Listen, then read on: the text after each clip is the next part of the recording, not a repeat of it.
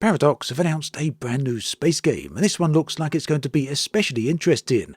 The Steam page mentions piloting your 150,000-ton warship between asteroids in the vacuum of space in real time, all with fully simulated physics.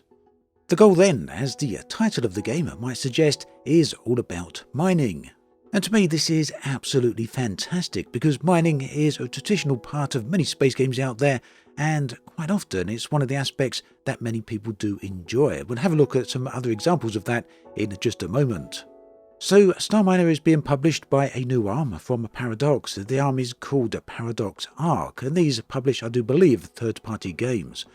Starminer is coming from Cool and Good Games. It's a relatively small studio, I do believe, with just 2 people working at it currently. There's also not a whole lot of footage around the game just at the moment. We've got this very short trailer which gives us a little bit of an insight as to what to expect. We'll play that again right now. The game is going to be in early access from early 2024, and they expect to have around about 1 year in early access. So the game seems to have some very strong RTS elements to it, certainly very strong management elements.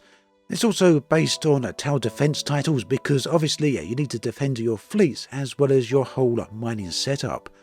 But the most interesting thing to me about all of this, and perhaps to many of you guys as well, is the fact that it appears players will be able to directly control their ships as well.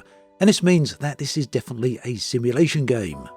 So not only will players have to pilot their ship through the asteroid fields, but it also seems that they're going to need to finally maneuver their ships in order to effectively and efficiently mine asteroids.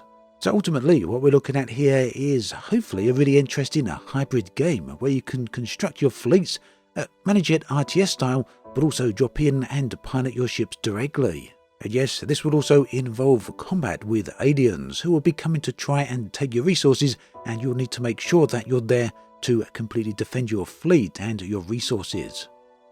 Players have also got the complete freedom of choice on how they construct their fleets. You can go for a whole range of smaller mining ships, or you can go for larger mining ships, or even just build a massive mining space station. Whichever option you choose though, eventually as you continue to build your resources, it will attract the unwanted attention of aliens who, well, want your resources, and they will come and try and claim them from you.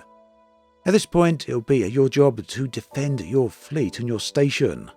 In other words, you're really going to need to refine your balance between, aggressively mining and making as much profit as possible, as well as developing the ability to defend that entire setup. So, Starminer certainly seems to fit in with the philosophy that I've noticed and spoken about relatively recently, and that is where space games tending to narrow their focus rather than going completely broad and be the everything game. They're trying to zero in and perfect specific areas of space gameplay. And I think this is an absolutely fantastic approach because games that go very wide tend to not have great detail when it comes to specific focused gameplay elements.